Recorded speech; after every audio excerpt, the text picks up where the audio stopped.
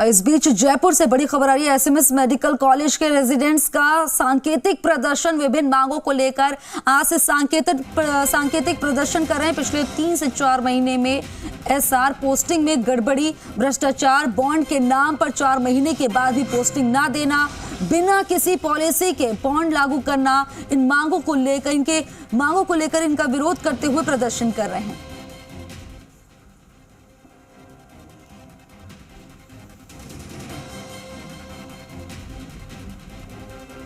खबर पर ज्यादा जानकारी के लिए मेरे सहयोगी दामोदर हमारे साथ लाइव जुड़ गए हैं। दामोदर, क्या जानकारी मिल रही है? ये जो सांकेतिक विरोध प्रदर्शन किया जा रहा है, ये कब से जो है मांगों को उठाया जा रहा था, जो अभी तक नहीं सुनी गई?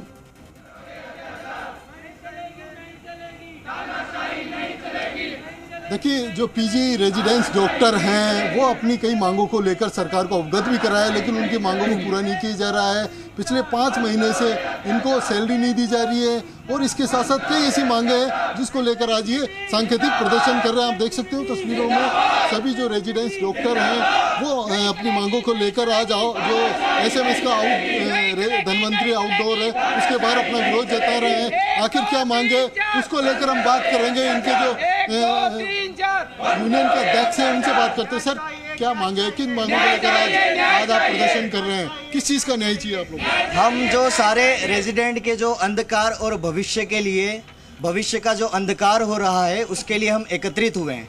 अब ये कैसे हुआ है ये हम आपको बताते हैं। इसमें जो नुकसान है वो खाली रेजिडेंट का नहीं है, साथ ही साथ में आम जनता का भी है। इसमें 2019 बैच जो पीजी का जो पास आउट हो चुका है, उन पे जो कोविड वॉरियर थे, ये लोग जिन्होंने कोविड की तीनों लहरों में काम किया था, मन लगा के शारीरिक और मानसिक तनाव को सहते हुए, जब डॉक्टर्स की कमी थी, बार बार कोविड में ये बीमार भी हुए, इनके घर परिवार वाले इन्फेक्ट हुए, कोविड से संक्रमित हुए, इनके बच्चे संक्रमित हुए, फिर भी इन्होंने अपना मन लगाकर काम किया। उस समय सरकार ने इनके लिए 2 साल का जो बॉन्ड है उसके लिए कुछ कार्य नहीं किया। उस टाइम डॉक्टर्स की जब आवश्यकता थी, डॉक्टर्स कम हो रहे थे क्योंकि बार बार कोविड का संक्रमण फैल रहा था। लेकिन सरकार ने अभी क्या किया है कि 2 साल का बॉन्ड लागू किया है। जो 2 साल का बॉन्ड आप बता रहे हो, किस तरीके का बॉन्ड है, किस तरीके का बॉन्ड किया गया था और उसी बॉन्ड को लेकर भी आप बॉन्ड का यही तो दिक्कत है ना कि बॉन्ड की इनकी तरफ से कोई पारदर्शिता नहीं है। इन्होंने बोला है बॉन्ड लगा रहे हैं, 5 महीने से ये बिना आय के, बिना सैलरी के बैठे हैं। ऐसा तो है नहीं कि सब मतलब अच्छे घर से हैं, कोई किसान का बेटा है, कोई मछुआरे का बेटा है, तो वो अपनी आजीविका कैसे जीवन यापन कर रहे हैं बिना आय के। तो इन्होंने बोला है बॉन्ड लगा रहे हैं और बॉन्ड की कोई रूपरेखा तैयार नहीं है, बॉन्ड की कोई बिना पारदर्शिता भी नहीं है हमारे लिए। सरकार में आपकी किसी से बात हुई है इन चीज़ों को लेकर, आपकी मांगों को लेकर कि आखिर में 2 साल का जो बॉन्ड किया है और जो मांगे उनको लेकर क्या मतलब उनकी ओर से सरकार के हमने काफ़ी टाइम से, हम पिछले 1 महीने से सरकार के हम चक्कर काट रहे हैं। शिक्षा सचिव जी से मिले हैं, चिकित्सा मंत्री जी से भी मिले हैं, मुख्यमंत्री जी से भी, सबसे मिलने का प्रयास किया है।